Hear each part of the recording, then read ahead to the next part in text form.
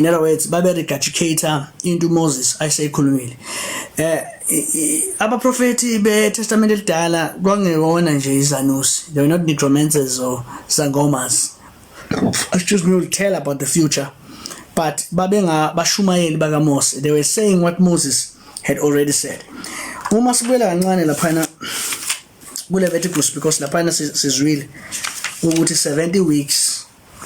Ake sibuyele kancane lapha kuLeviticus chapter number 23.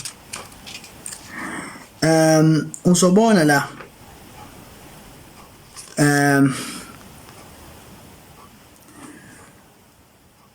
verse number 34.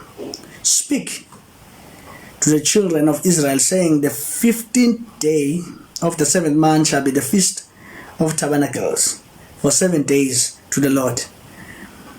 On the 7th day there shall be holy convocation. You shall do no customary work. For 7 days you shall offer meal offering by fire unto the Lord. On the 8th day you shall offer holy convocation, and you shall offer offering made by fire to the Lord, the second assembly. These are the feasts of the Lord. And you shall proclaim as a holy convocation to hold an offering made by fire to the Lord, and burnt offering and grain offering, sacrifice, drink offering, everything on this day, besides the Sabbaths of the Lord, besides the gifts, besides all the vows. Right? Then verse 30, also on the 15th day of the 7th month, where they have gathered in the fruit of the land, you shall keep the feast of 7 days, and first day shall be a Sabbath, and 8th day a Sabbath rest. Then verse 30, and shall take for yourselves the day, the fruit, beautiful trees, branches, right, and they shall dwell in their booth. Ilokuzana lo 77, the 70 weeks is equals to the day of Jubilee, and the day of Jubilee took the course of 490 days. Okusho ukuthi uIsrael wayenikezwe 490 days. So isikhathi esasimselele wayeselelwe u490 days, and lokubala lokhu asiqala ukubona la kusiyami sikubonile nakumprofeti uEzekiel.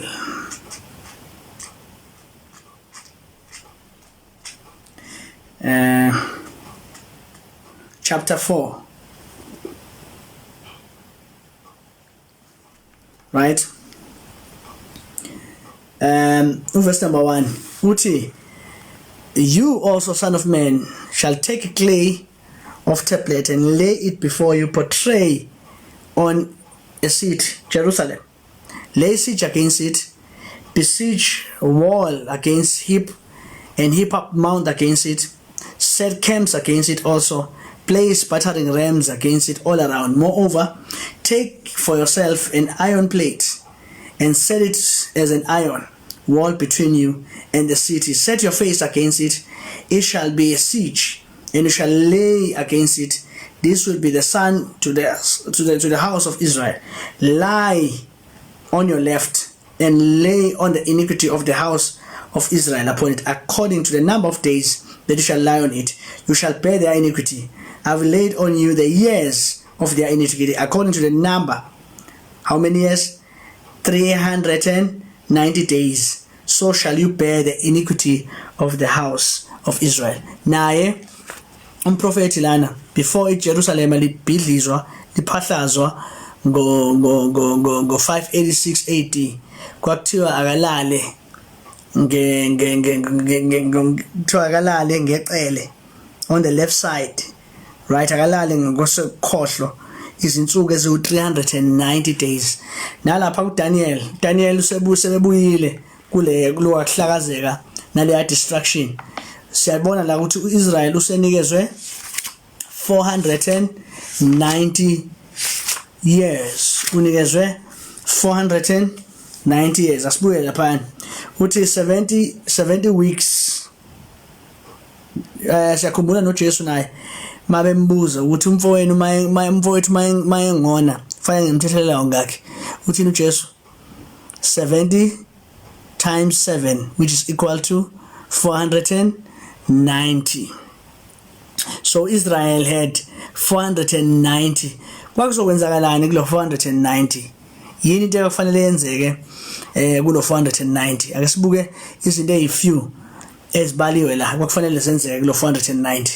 Kuthiwa are determined for your people and your holy city to finish transgression, uqeda ukona. Number 2, to make an end of sins, uqeda izono, to make reconciliation for iniquity, right? Ukwenza ukubuyisana ngenxa yezono, to bring everlasting righteousness, ukuletha ukulunga kwaphakade, to seal up visions and prophecy, ukuze kuvalwe imibono neziprofeto. Le ndaba yokuvalwa kwemibono sizoke sibuyele kuyo kancane nje, ukuvalwa kweziprofeto, ngoba uDaniel uyatshela ukuthi akavale isiprofeto, seal up the prophecy, right? Sizoyichaza leyo ukuthi kusho ukuthini to seal up. iBhayibheli ichaza lona, right? And to anoint the most holy place, bese kugcotshwa indawo enjani? Kugcotshwa indawo engcwele. Now bese verse 25 besathi, know therefore and understand that from the going forth of the command to restore, now to restore, 1, 2, build Jerusalem until the Messiah. So ngekathi kuphuma i-command, i-edict, so akuhanjwe yokwakhiwa iJerusalem.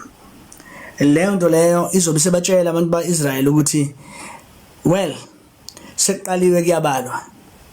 Lesi sikhathi sabo lesi abanikezwe sona siqaliwe kubala ukufeza kwalezi zinto leziyana ezu 1 2 3 4 5 6 ukuthi zenzeke zizokwenzeka kulo 490. So manje kunekhathi ezibalekile uDaniel ayibalayo la ezibalekile. Isikhathi sokuqala isikhathi la kuphuma khona umyalo ukuthi akhanjwe kuyokwakhiwa iJerusalem, go and rebuild Jerusalem. Siyazi ukuthi umuntu oqala issued that edict was uLokhuzana, uCyrus. Isaiah 45 wa prophet ngoCyrus engakamboni, right? Uyena akakhulula isizwe kaIsrael, kodwa lo myalo lona awucomments into efike yakhiwe laphana, kwakhiwa itemple Ezra wakhe itemple, kodwa umbiko kahle is officially ngo Exodus, kusho ukuthi it's around 457 BC. Kuthiwa la khona once kwaqala kwathiwa kwakhiwe iJerusalem kuze kube isikhathi sika Messiah the Prince. So there are isikhathi lesi so kuthiwa kwakhiwe kuze kufike isikhathi sika Messiah. Those are the two times that are important. Bese kuthiwa there shall be 7 weeks and 72 weeks. So it's going to be 7 weeks and 72 weeks. But the streets shall be built again, and the wall, and even in the troubled times. So gulo 70 weeks and 62 weeks. Kuthiwa umgwaqo uzowakhiwa futhi, and the walls. Njoba sasibona ukuthi ukubala kakhona sikubala ngesikhathi kaNehemiah, because uNehemiah yena obuyayo ezofuna ukwakha izindonga zeJerusalem ezazisele ezidengwane. uEzra walakha iTemple 10 years later, kwaba uNehemiah oqala ezokwakha izindonga, right? Nakhona futhi babe khona uSanballat, uTobias ababelisana naye. Yonke lento yayakhiwa in troublous times. Anoma nelandela. Then usethi, and after 62 weeks Right? Watch. Bambai. The Messiah shall be cut off. Messiah uzofa. Yabo? Kuleli viki after 62 weeks Messiah iviki lingakapheli. Messiah uzofa. And le expression le ethi cut off isetshenziswa uMark nikhuluma ngoJesu. Of course, umuntu obezoba cut off uJesu. Jesus will be cut off. Is predicting about the cutting off of Jesus. Okay, asibuyele emuva kancane. Kukhulunywa ngesikhathi se-edict until the Messiah. And siyazi ukuthi uMessiah ufika nini? Ufika ngo-27 AD ngombhabhatiso kaJohane. Right? So la kubalwa isikhathi kusukela ngokhuzana ngo-457 kuya ku-27 AD. Na kwi-ministry kaJesu. Then uJesu mayesefikile kuthiwa after 2 weeks uzofa. He will be cut off. Right? So this is 3 years after. Then besathi umesefile but not for himself. Akezi kuba cut off ngenxa yakhe. Akezi just nje ukufa ngoba efela. Right? So ukufa uzokufa ngenxa yabaningi. So he's not going to die for himself. So la kusitshela ngokuthi kuzokwakhiwa iJerusalem. Right? Maselakhiwa iJerusalem ngo 457 besafika uMessiah. And then within lo 490 ngeviki le 62 bese uMessiah ayafa engayifeli yena. Then besathi and the people of the prince who is to come bukaki la ziyi-2 izinto eziprofethiwe la. Kuprofesaywe ngoMessiah mayesefika, yeah, kwaprofesaywa ngokufa kwakhe, kwase kuprofesaywa ngokubuya kwakhe.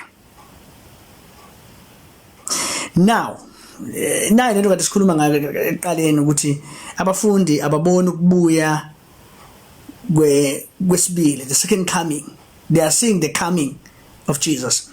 Nana kuthiwa ke because kukhulunywa la eqaleni phezulu ku25 kukhulunywa ngoMessiah the prince. Now lana kuthiwa uzoba cut off and the people of the prince who is to come shall destroy the city and the sanctuary. uMessiah wayezofika kubonje sifundile since we started around 1 o'clock, right? wayezofika etempelini lakhe. So those people of the prince will come, bazofika wenze njani? Bazo destroy what? The city and the sanctuary. So selakhiwe, they will come. Now uma uya eTel Aviv eJerusalem namhlanje, iningi lamaJuda bayaphika ukuthi uYeshua uJesu is the Messiah, right? And iningi labo uma uzobashumayeza uvula uIsaiah chapter number 53 bazokutshela ukuthi uIsaiah 53 ukhuluma ngesizwe sikaIsrael corporately.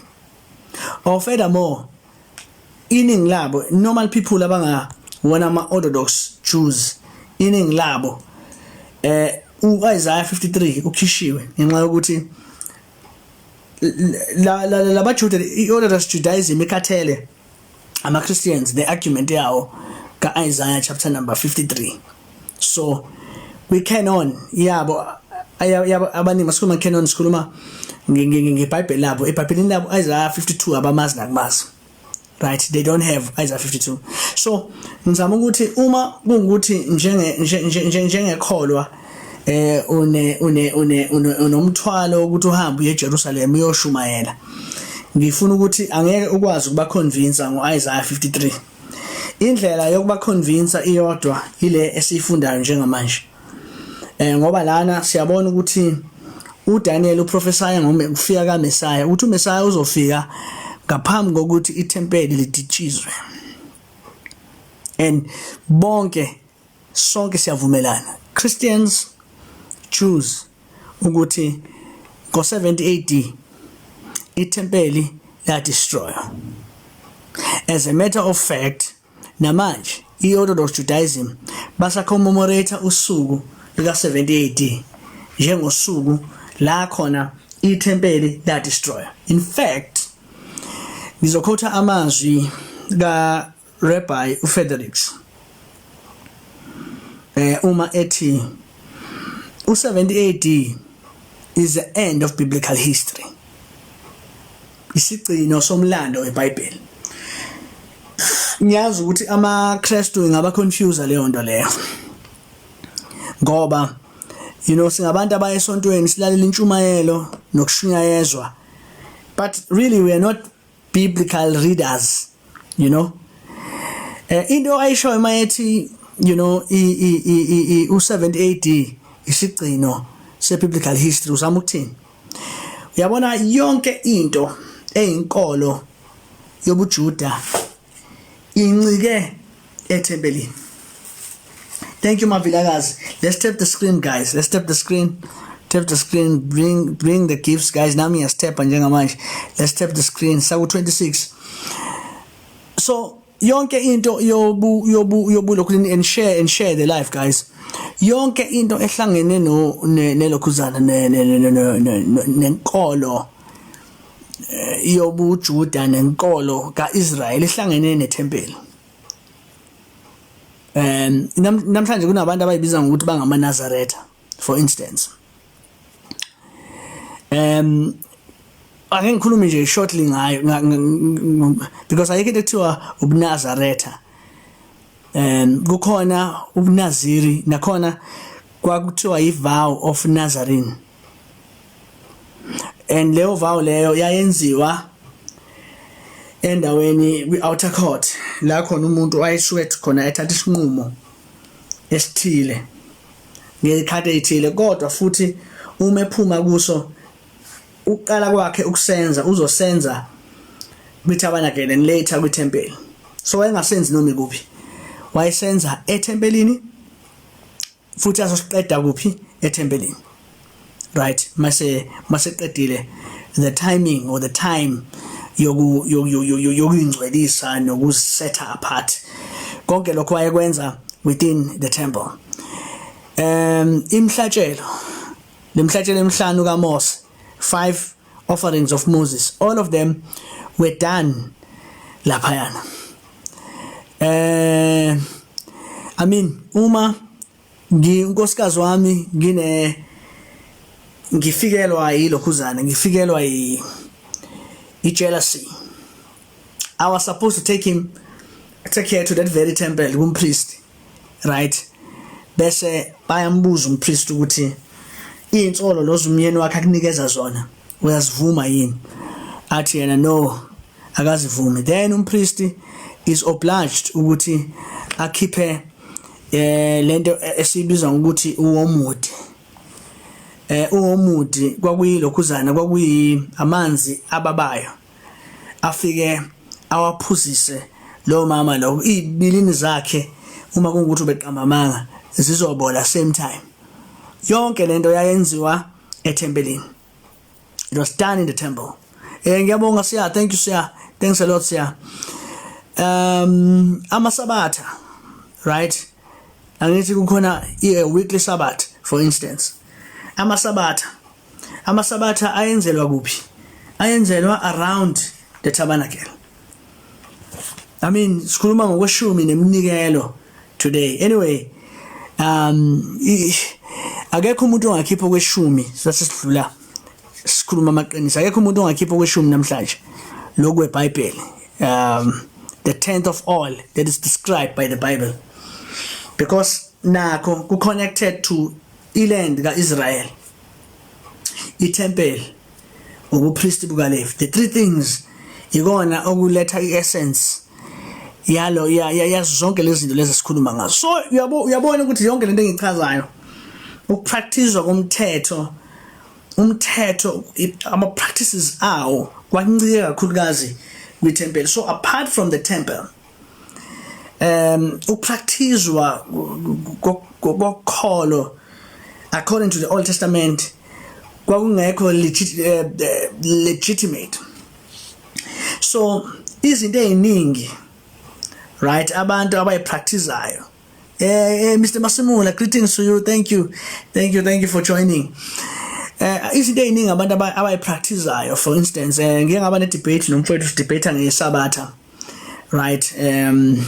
For instance, si debate ethi yena, you know, mina ngiligcina iSabatha, right, ngenxa ukuthi angisonti ngeSabatha, so I don't go to church ngeSabatha. Then ngabuza umbuzo wodwa ukuthi akangikhombise in the biblical text la khona iBhayibheli lithi akuhanjwe kuyohlanganyelwa khona ngeSabatha, ngoba abantu ababeletha imhlatshelo ngeSabatha njengoba uJesu ethi ngokuba awufundanga yini ukuthi abapristi bayalona iSabatha bangabi nasono.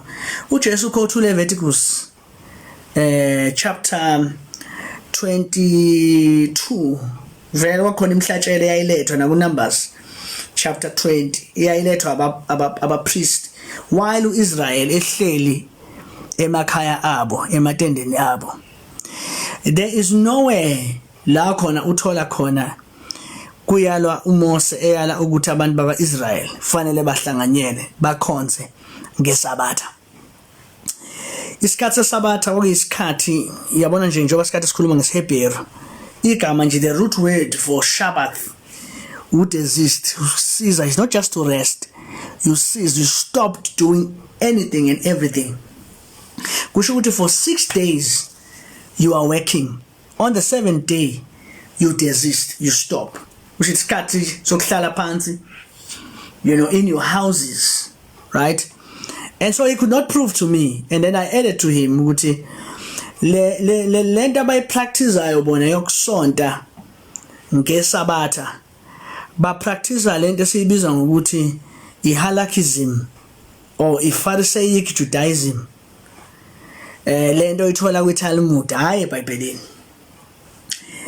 It is the teachings of the rabbis bezama ukusupplementa umthetho ngenxa ukuthi iTempeli remember 586 BC lase destroyed.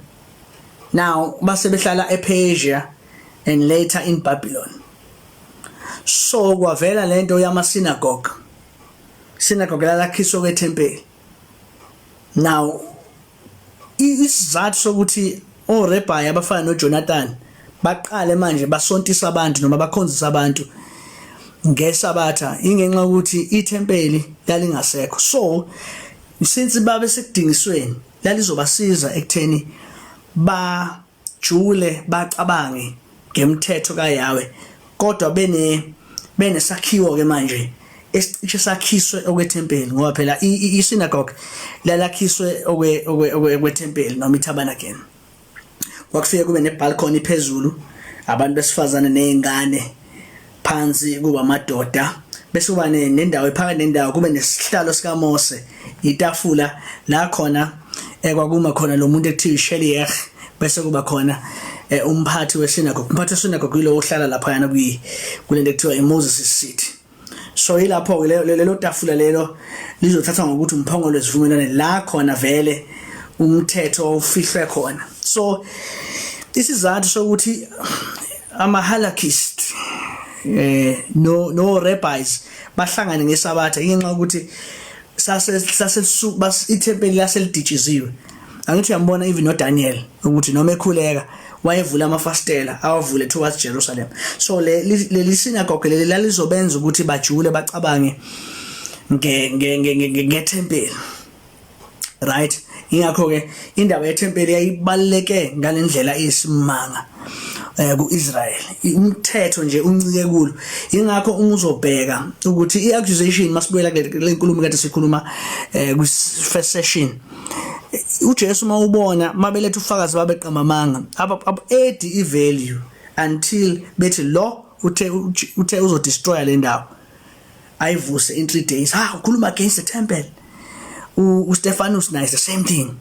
Ufakazi baba buhlangane until athi uJesu seNazaretha uzodestroy le ndawo. So la khona bethi lo muntu lona udinga ukubulawa, because that's how abantu baIsrael babelivaluisha ngalo itemple. Itemple meant a lot to them.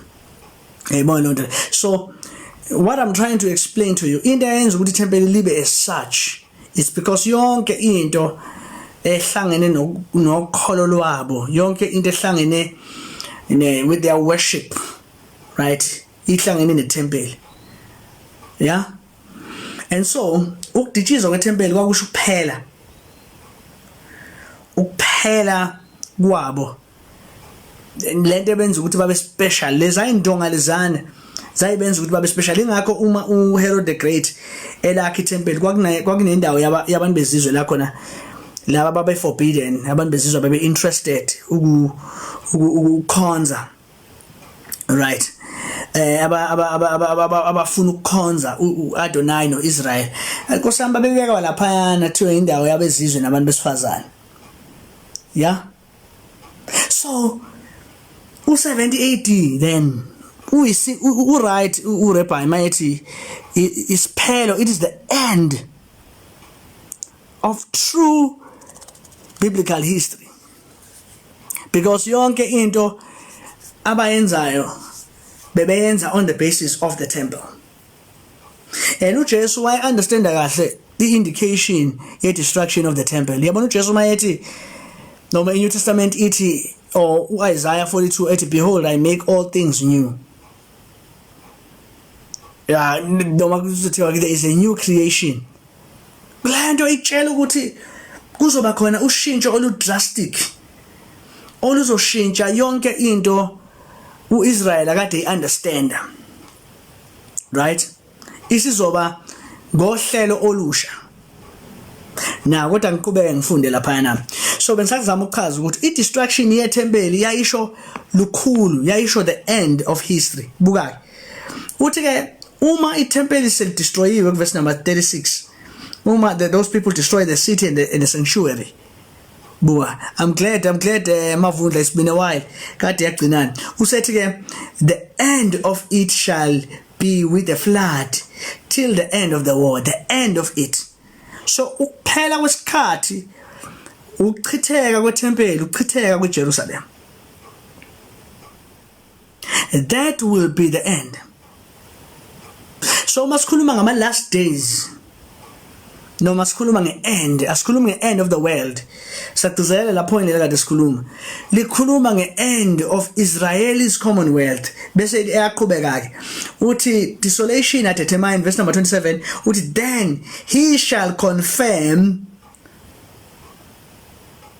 absolutely sir, he shall confirm a covenant. Nayo ke le ndaba le covenant, he shall confirm a covenant with many for 1 week. Usibuyisele emuva usethi uzomisa isivumelwane nabaningi in 1 week. Yiliphi lelo viki lelo? Yileli viki lelo umuntu othi sisa kahle ufundisisa kahle, yilela viki lelana athe there shall be 7 weeks and 62 weeks. Sisakulo ya 490 days uzomisa isivumelwano esisha nabaningi.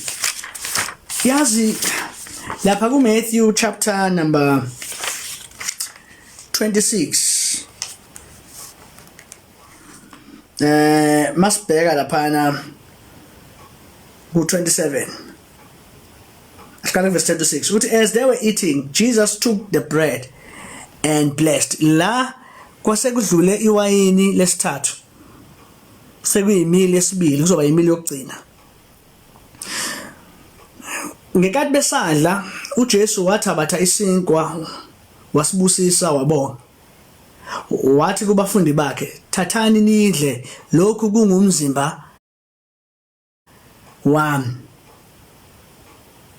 27 wase ethabatha isitsha wabonga wabanikeza wathi phuzani, drink. Watch this. This is my blood of the new covenant, which is shared for many. Yazi ukuthi abantu abaningi mabefunda leli verse leli kuDaniel bavele bathi lana uAntichrist ozokwenza isivumelwano noIsrael. No, kukhulunywa la ngeprince. Yabo lapha phezulu ukhulunywa ngeprince that will lose everything and the people of the prince. Now ukhulunywa ngeprince la ukuthi he will confirm a covenant, and uJesu lana is confirming that covenant, and usebenzisa the very words that were used lapha kulokhuzana ku Daniel chapter number 9. Uyakumisa isivumelwano nabaningi. Leli yigazi esivumelwaneni esisha kukho ukuthethelela kwezono kwabaningi. uMalachi uthe mayikhuluma ngenkosi the Elohim whom you desire uthi shall come even the Malak the servant of the covenant. Isithunywa sesivumelwano. Isaiah 42 ukhuluma ngokumiswa kwesivumelwano sokuthula. uJeremiah chapter number 31 verse number 31 ukhuluma ngokumiswa kwesivumelwano esisha. Yindaba athi kuzoba khona isivumelwano esisha. Uthi esingafani isivumelwano ngasisenza nabo ngekathi ngibakhipha ngesandla. Uthi ngangiumnyeni, I was like a husband to them. uYahweh ube umnyeni othembekile kubo kodwa bona bebengathembekanga. Ingakho incwadi kaIsaiah 52 ikhuluma ngeletter of divorcement, because indlela eyayivumelekile ukuthi umuntu angadivorce ngayo umuntu noma evumelekile ukuthi umuntu angadivorce ngayo umuntu it's when they commit adultery. uIsrael wa commit adultery uNkulunkulu wamdivorce. Hosea chapter 1 umprofeti utshela ukuthi akahambe ayoshada, ahambe aye endlini yaHodom, endlini yabaqwayizi. Awucabanga ukuthi uzwe ivoice itshela ukuthi hamba uye ePoint or eHillbrow umusegoli uyothola umfazi ukuze azoveza isithombe sika Adonai njengohusband, right, othembekile. Yethu uIsrael engathembekalanga. And of course uGoma uyamshiya uHosea exactly like uIsrael ehamba eya kwabanye uNkulunkulu, right, spoiling that marriage covenant, right. Bayahlala ke abajolelwa hayi angingeni ke leyo Thabisa. Absolutely. So then ulokhuzana, then ulokhu Adonai simbona ese kuHosea emtshela uHosea ukuthi hamba ulande umfazi lo umxoshile, right, waseyamkhokhela in the house of Odem, waseyambuyisa. Now suggest umshado omusha iyona lento ekuthiwa i-new covenant, sivumelwano esisha is the second marriage. Now lesivumelwano esisha umshado omusha uba nama bases now amasha njengalapha kulokhuzana uIsaiah 31 manje kuJeremiah 31 uthi lesivumelwano asizufana nalesi previous abasona. And uma isichaza lesivumelwano esisha uthi uzobhala umthetho wakhe engqondweni zabo ufake enhlizweni. No one shall teach the other, know the Lord, they shall know me from the least to the great. I will be merciful to their unrighteousness and remember their sins no more. I-condition yalesi sivumelwano ihlukile kunalesokuqala, right. Lesivumelwano sesibili, the new covenant, I will, lesokuqala sasibekwe emahlombeni abo ukuthi kube yibona, you know, who do and do and do. Lesivumelwano esisha uyena who promises that he will ngizokwenza. Asibuyeleke lapha. Now asibone ukuthi so ukuphela akusikona kuphela kumhlaba ukuphela kwemonopoly yombuso kaNkulunkulu to one single nation. Abanye bethu understand uX2 uma sibona abamaGalile ekhuluma ngelimi, you know. I wrote a book 2022 esikhathi se lockdown escoverisha zonke lezo zinto lezo ukuthi umpostoli Paul mayichaza indaba yezilimi ku 1 Corinthians 14 uthi ngokuba izilimi ziwuphawu kwabangakholwayo. Obani laba abangakholwayo? U 1 Corinthians 1 verse number 21 uthi ngokuba abaJuda bafuna izibonakaliso, abaGreki bafuna ukuhlakanipha, kepha sishumayela uKristu njengamandla nokuhlakanipha kukaNkulunkulu. So izilimi zaziwuphawu kumJuda ukuthi sebesondele esikhathini zokugcina kwabo, njengalokhu uJakobe ayekhulumile. So uJoel mayekhuluma ngezinsuku zokugcina, wayengakhuluma ngezinsuku zokugcina kuphela komhlaba. Ukhuluma, yabona nje bekhuluma nje ngenyanga nelanga lifiphala, akakhulumi nje literally enkosi yami iyahlupha lendlela yokuqonda kwethu yase West ye literalism, because amaHebheru mayekhuluma akhuluma idiomatically, mayekhuluma ngelanga nenyanga, yona yonke lemizimba le ye cosmos, these elements of the cosmos, lena i-arrangement ka-Israel, ubupristi, ubukhosi, every order eyayimisa Israel was going to fall. Ingakho mawubheka Old Testament makukhulunywa ngosuku lenkosi, ukukhulunywa ngosuku lobumnyama la khona inyanga nelanga lifiphala. This is God judging isizwe saka Israel where they are coming to an end. uJoel akabhali ngokuphela komhlaba, he is writing ngokufiphala and coming to an end to the configuration nayo yonke into yayenze uIsrael. Yakhumbula ukuthi ngokuka lokhuzana ku Genesis 34 inyanga imele uLeah, ilanga limele uJakobe, and the 12 stars are represent amadodana kaJakobe. This is a whole configuration of the nation of Israel. Angithi ushilo lapha uJakobe wathi umbuso ayokusuka kuJuda nenduku yokubusa between his feet until Shiloh comes, and then the gathering of nations shall be his. Ngifuna ukuza kubuya la ku Matthew chapter number 24 then. So no cishe ngakhohlwa, ngifuna uyivala le age. Yeah, Daniel 12. Look at Daniel chapter number 12. Then Daniel 12, right? Kuthiwa ku Daniel verse number 12, verse number 4, kuthiwa, but you Daniel shut the words and seal the book until the time of the end, not until the end times, because he is not referring to the end of time. Time will not end, the world will not end, but kwakuzophela isikhathi esithile. Ngakho seal the book until the time of the end.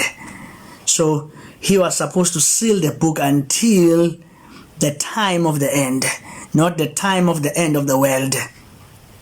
And abafundi laphana uma bebuza ukuthi when shall these things be, what should be the sign of your coming, I'm sure now you understand ukuthi khuluma nge-coming to the temple and the end. And uyabuza uDaniel la maseqedwa la, right, ukuthi what shall be the end. Nakla how many, verse number 5, how long shall the fulfillment of these wonders be? Then bamphendula verse 7, and I heard a man clothed in a linen who was above the waters of the river. He held up the right hand and his left hand into heaven, and saw by him who lives forever, it shall be for a time, times have a time, when the power of the holy people have been completely shattered, all these things shall be fulfilled.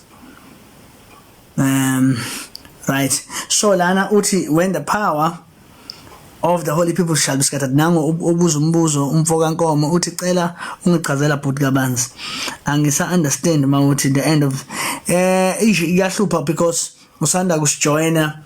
You know, I've covered a lot.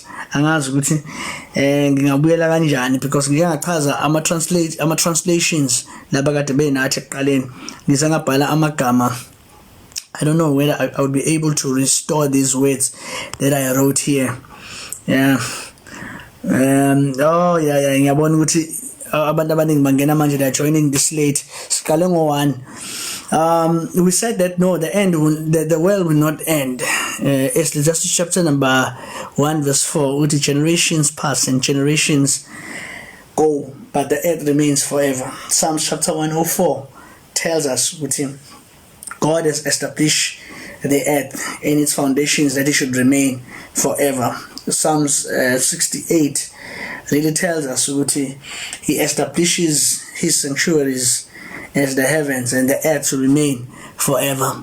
But la kwakhulunywa nge-end of the age, and mawuchecka kusho ukuthi kuzoba a new world order.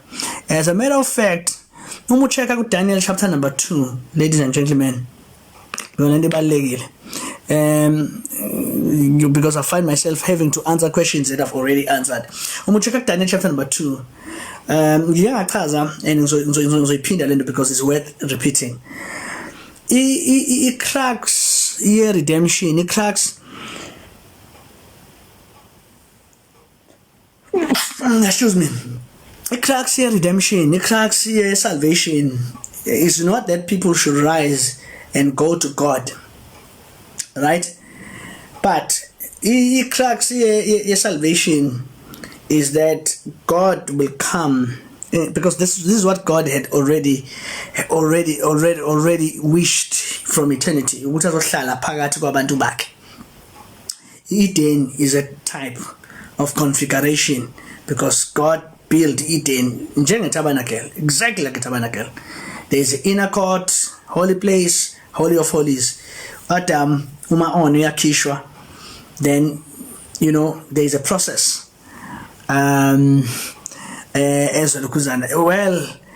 Okay, ngizofika lapho ovukweni labafileyo. I'm coming there, guys. This whole week I will start my live sessions at 1 until late, so I'm gonna make sure that I address these particular issues.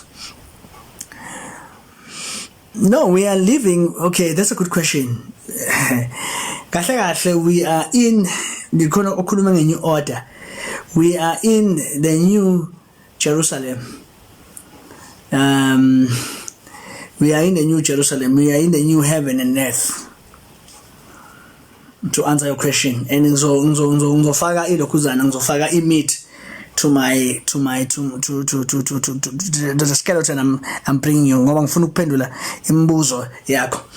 Now mubheka Daniel, ngibuyela Daniel. Yabona mabuyela Daniel, angithi kunama kingdoms la.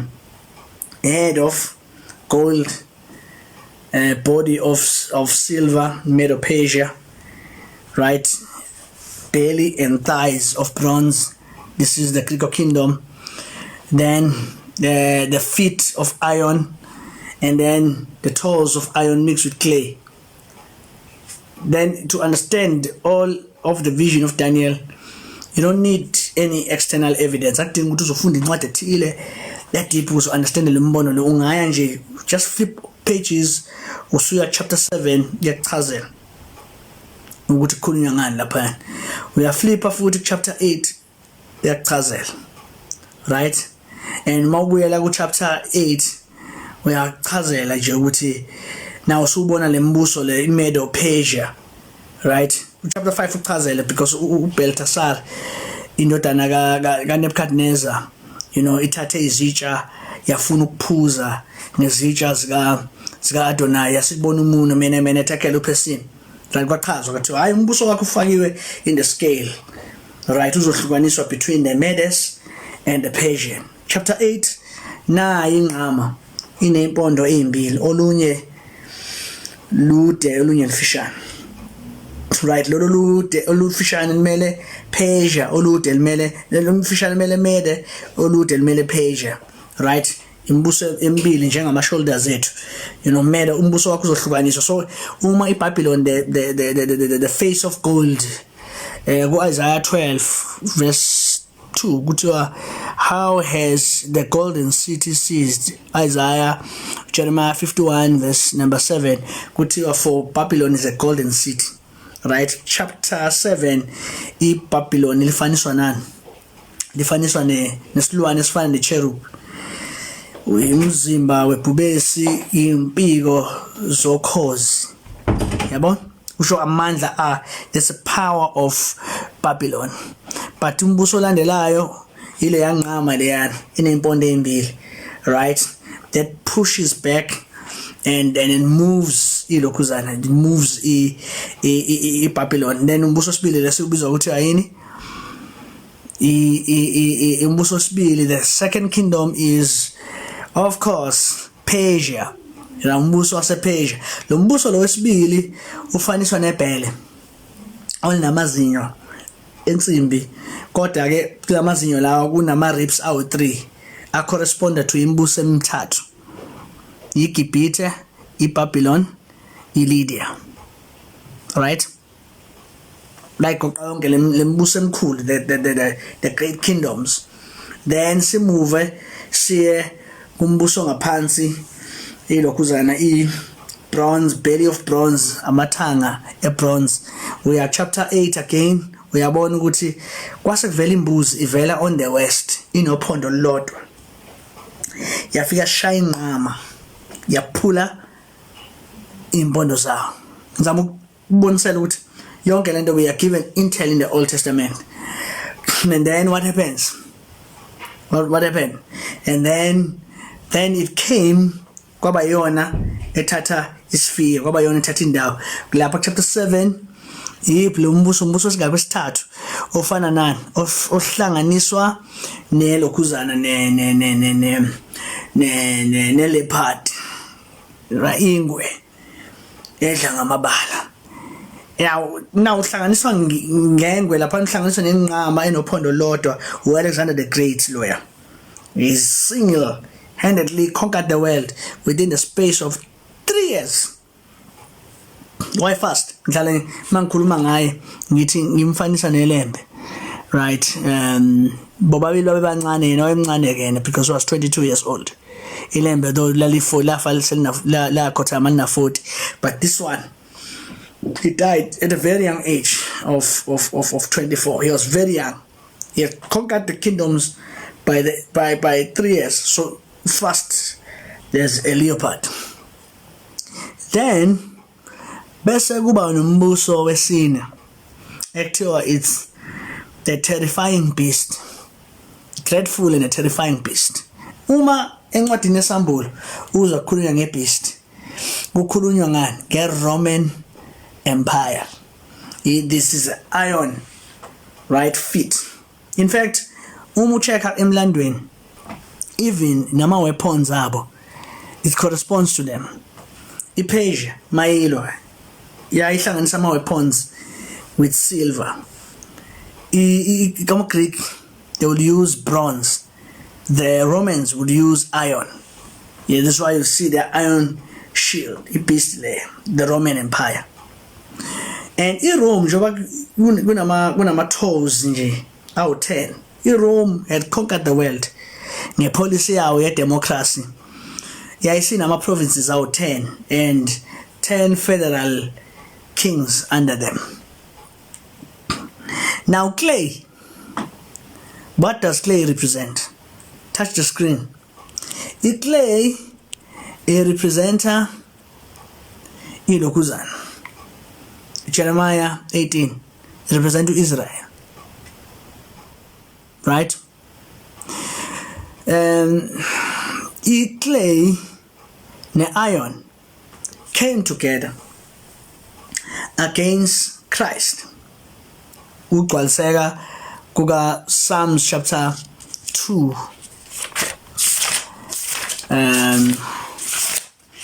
right and siyathola kulokho ukuthi ulokhuzana uPilato kanye no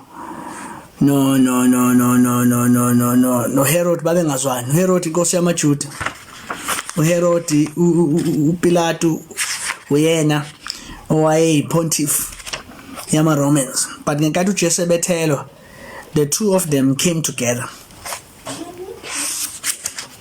yeah and they became friends kwaqaliseka amahubo chapter number 2 and ngizokufundela ukuthi uthini amahubo chapter number 2 yeah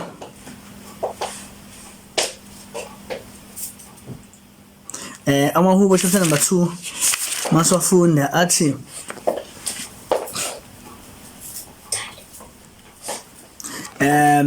ufunda kanje uthi chapter 2, why do the nations rage and the people plot in vain things, and the kings of the earth set themselves against, or counsel together against the Lord Elohim loyal, and against his anointed, saying, let us break their bonds to pieces.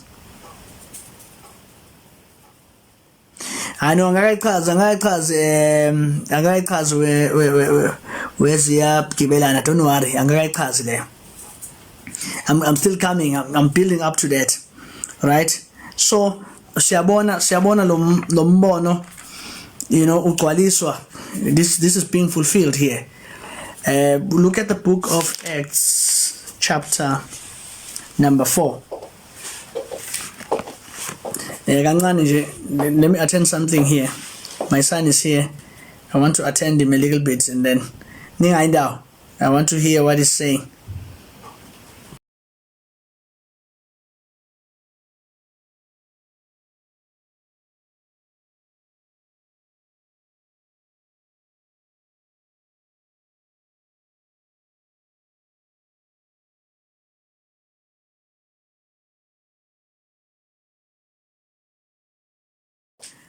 All right. Okay, I'm back. Okay, ngicela sibuyele ke lapha ku Acts chapter number 4.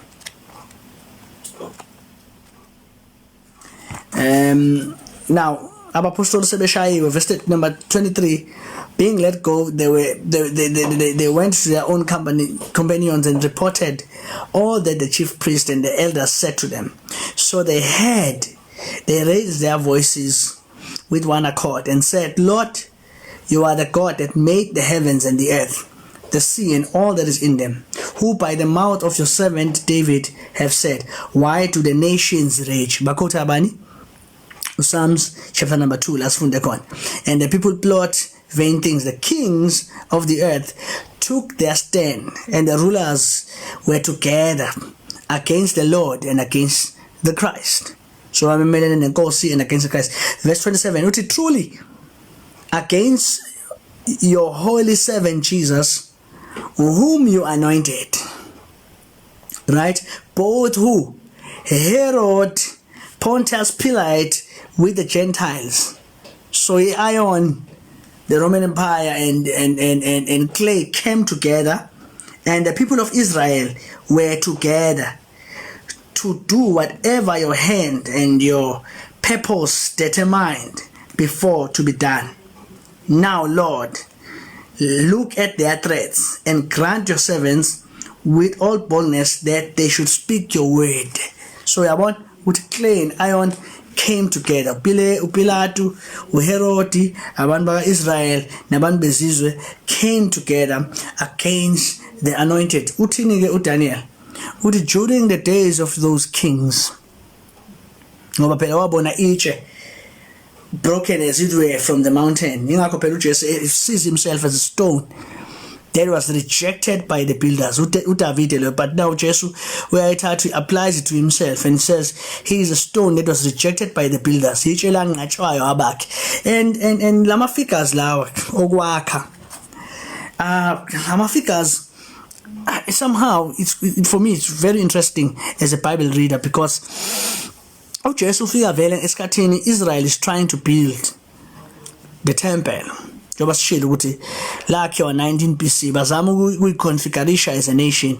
They are busy building. Sanhedrin is trying to build a people. But uAdonai uthatha itshe lakhe elikhethekile. Now uzofaka uthi abakhe ngalo. And bona benze njani balinqaba. They denied it. Right? Ingakhethi weza kwabakhe abakhe abamamukela. Kodwa bonke abamamukelayo wenze njani?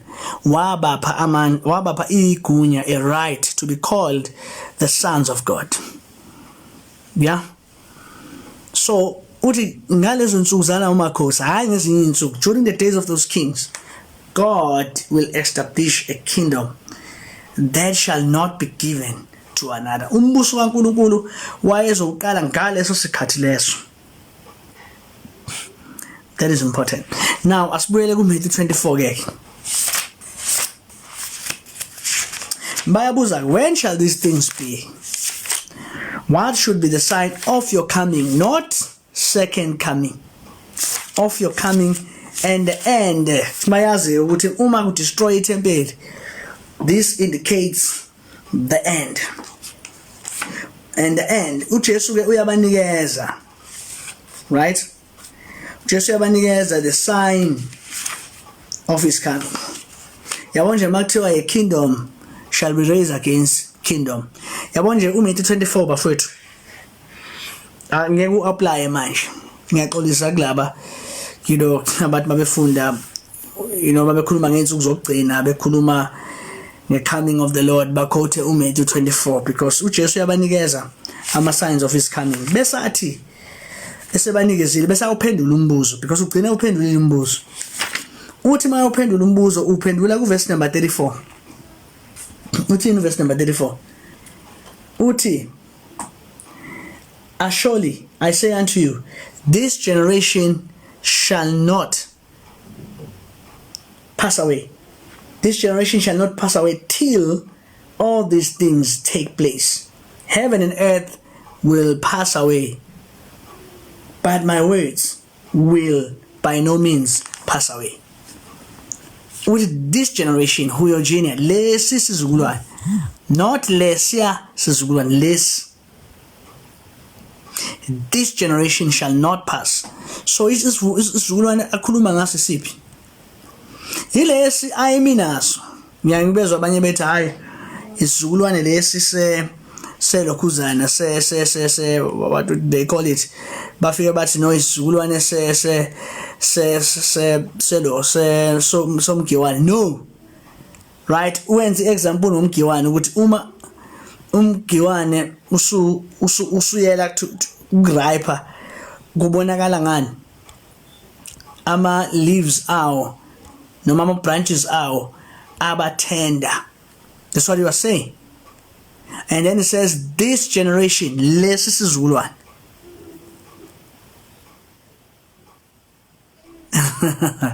Lesi sizukulwane asimiye kusikakhane manje. Lesi sizukulwane asikudlula. It shall not pass away. Now definitely lamazwi lawo akhunywa inkosi awazange wele phansi, because surely temple azange lime kwala noma uTitus indodana kaVespasian izama ukuthi limise yalamasotsha ayo ukuthi no ifuna ukuthi iTemple kuliwe nama rebels kodwa iTemple lingaditshizwa ngoba wayekhulumile ongathethi manga. The temple was destroyed to its utter ruins. Umuye eJerusalem namhlanje iJerusalem liyiproof ukuthi no stone was left upon another. Lapha kwaIsrael it was quite interesting because laba kade belinde irapture kade bebheke eJerusalem njengoba kade bebheka lento ekuthiwa ilokhuzana i-Feast of Trumpets, right? Kade bebheke lapha.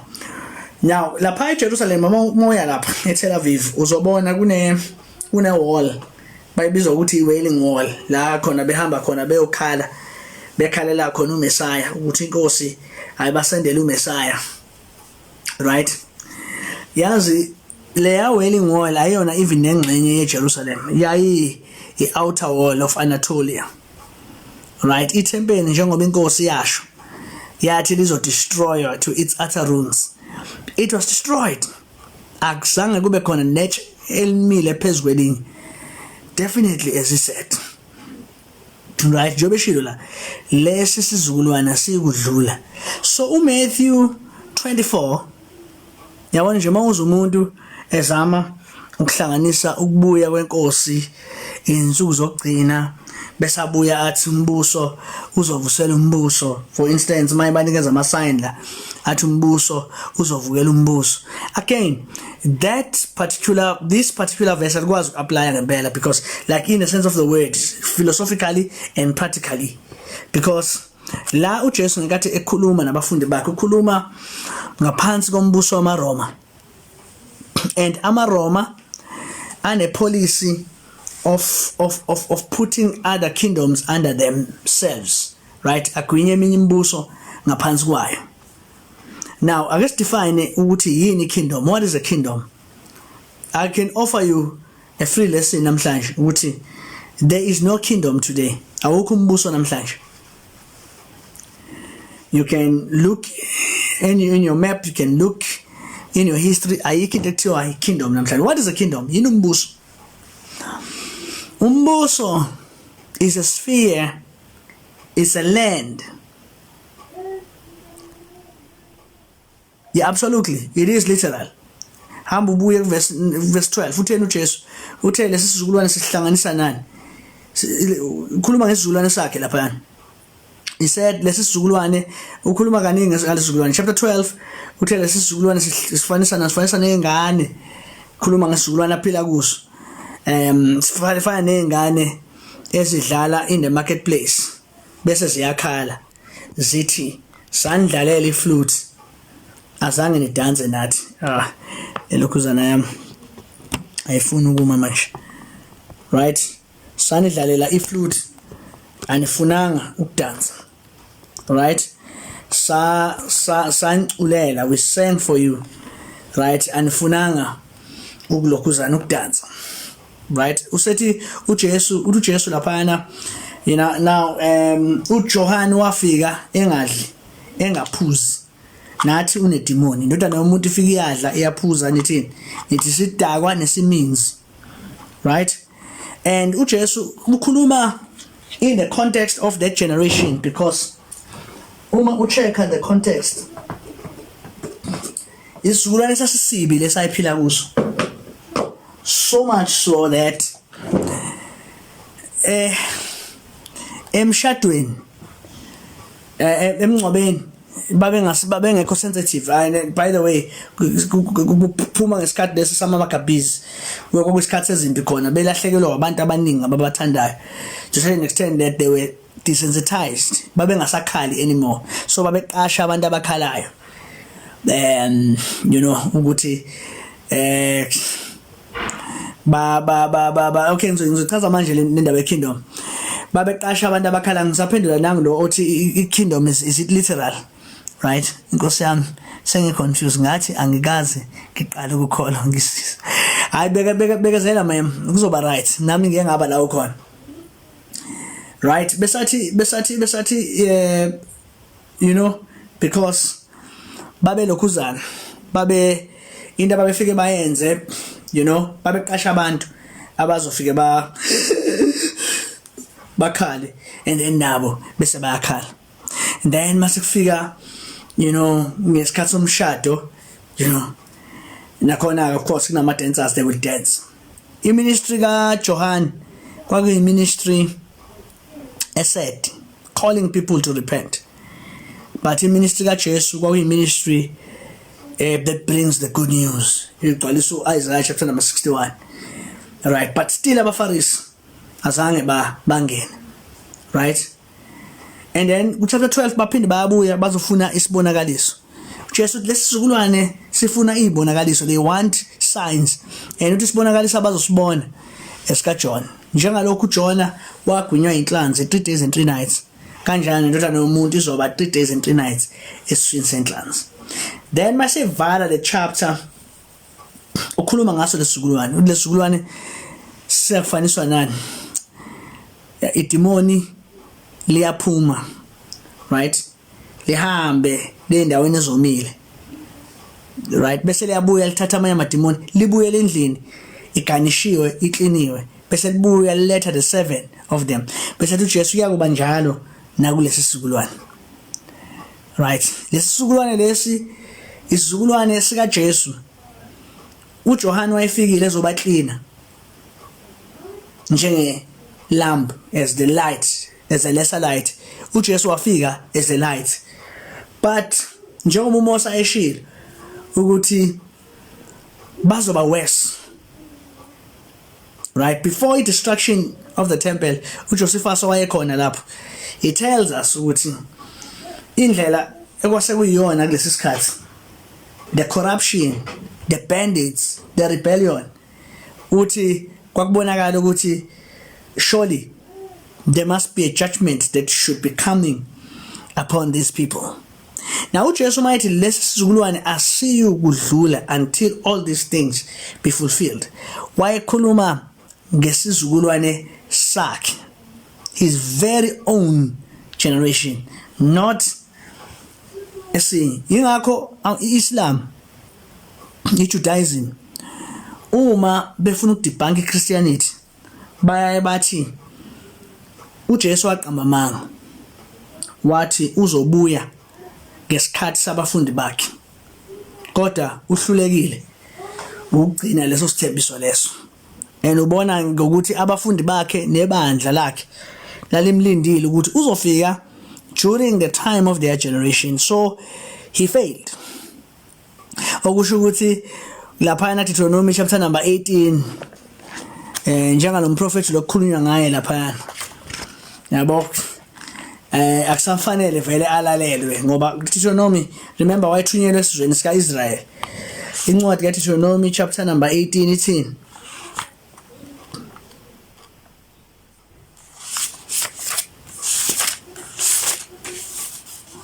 Ithi verse number 18 uthi, I will raise up a prophet like you, General Moses, among their people. I will put my words in his mouth. He shall speak to them all I command him. And it shall be, whosoever shall not hear his words, which he speaks in my name, I will inquire it from him. But the prophet who presumes to speak a word in my name, which I have not commanded him to speak, or who speaks in the name of other gods, that prophet shall die. 21. If you say in your heart, how shall we know the word which the Lord has spoken? When a prophet speaks in my name, in the name of the Lord, if that thing does not happen or come to pass, that is the thing which the Lord has not spoken. The prophet has spoken it presumptuously. Lo mprofeti ukhulume presumptuously. And abajuda amaningi bathi bakhulume shema case phezu kwakhe ukuthi he promised ukuthi he is gonna come ngesikhathi sabafundi, ngesikhathi bayishilo ngesikhathi sabafundi bakhe, but he failed to come. So then uyafana njengo Muhammad, because naye Muhammad wa profeta izinto eziningi. Muhammad in fact yena wafela worse, because wafela even to predict ipredicament yakhe njengoba adliswa nje esophagus yakhe, as he was drinking, it was burning, because one of his friends told him ukuthi umprofeti wamanga uzobonakala ngokuthi esophagus yakhe ishe, and as he drank, so esophagus yakhe started burning. So clearly this, then they point ukuthi now uJesu is the same like Muhammad, who predicted and promised, right? And Fundisi, please, from verse 27:31 was also literally done. Zechariah 12. Yes, gentlemen. Yes, gentlemen. Angithi ngiyamuza Jobe shuthi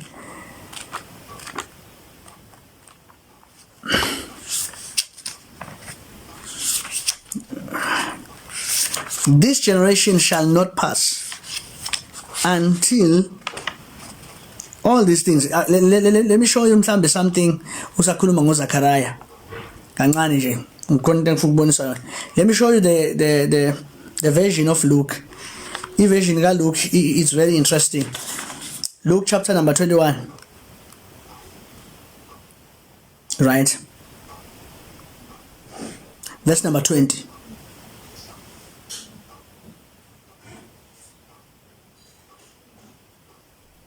Yeah, absolutely, this is all. It's fulfilled. Asbuku verse number 20. Ngizokubonisa something here. Uthi, when you see Jerusalem surrounded by the armies, umuboni Jerusalem is surrounded by the armies, then know its desolation is near. Ukade usilandela kahle ukuthi mhlamba abanye beni bajoina late ngoba sihambe ku Old Testament sabuya saya kuDaniel. uJesu is reiterating izinto ezayikhulunywe lapha. Yabo? Akakhulumi into entsha. Akakhulumi into entsha. He's not presenting something new altogether. He is continuing from there. Uthi know that its desolation is near. Uthi let those who are in Judea flee to the mountain. Let those who are in the midst of her, that is Jerusalem, depart. Let not those who are in the country enter in. Bangabesabuyela kuli Jerusalem. Besathi in verse 22. For these are the days of vengeance. These are the days of vengeance, that all things which are written may be fulfilled. You got to get this. Uthi lezi izinsuku zempindiselo. Ukugcwalisa, so ichitha kweJerusalem kwakugcwaliseka kwayo yonke imibhalo, including that Zechariah 12 that you are bringing me, right? Because uDaniel naye wabuza wathi, what should be the end of this? Kuthiwa lo owayemile wafunga ngophilayo phakade wathi, it shall be days, right? It shall be days of days. Nah, that's right. Desire, you are missing it. Which Israel are you referring to? Israel muplo okhuluma ngaye. Are you referring to the ethnic Israel? Okay. Ngiyabonga ukuthi uyilethe le. I think uNosiyana uke wakhuluma because naye u collaborator in covenant theology and dispensational theology. Okay, let me do my submission, and I want you to listen to me very carefully. In Old Testament, especially the prophets, right? Isaiah 53. Lena verse Liliana. In true retrospect, if you go to any rabbi and you tell them and you ask them, who Isaiah 53 ukhuluma ngani? Bazokutshela ukuthi Isaiah 53 ukhuluma nge-corporate Israel. Right? Uthi wena uzofezeka this generation? No, it cannot be fulfilled in this generation. I will tell you somfunda in a second, and I will show you ukuthi kwenzakalani la. Oqala nje mhlambe njengo siya kukhona into eniphunyukayo. Ngicabanga ukuthi u1948 kwakuyi configuration ka-Israel weBhayibheli, and you don't understand ukuthi u1948 that was a Zionist project. Lo Israel or lapha in Tel Aviv have nothing to do with the Israel of the Bible. Ngifuna ukukhuluma ngesingisi ukuthi mabekhona abangenayo bangizwe ukuthi that is a political plot and ploy from the West, which has nothing to do with the Bible.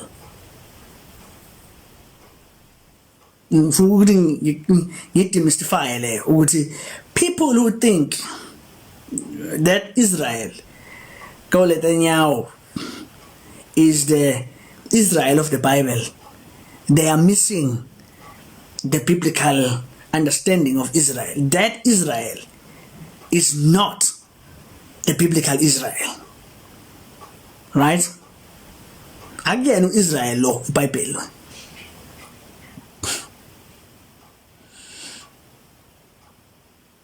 So if you think, in fact, I must say ukuthi labantu abaningi abaclaima ukuthi they are people of Israel, iningi labo abantu abangama Ashkenazi, ama Kaisers, ama Sephardic, and ibona in most cases are responsible for the banking system, about the economic havoc in history. Ibona who have caused. Yabona nje mozo khuluma ngama Rockefellers. bavela kule yamndeni ekuthiwa ama-Ashkenazi, right? So if wena ucabanga ukuthi uIsrael loyana, hey mfethu, you are missing it. Those are Kaisers, those are Europeans, ama-Khazarians, ama-Safidic, nokuzana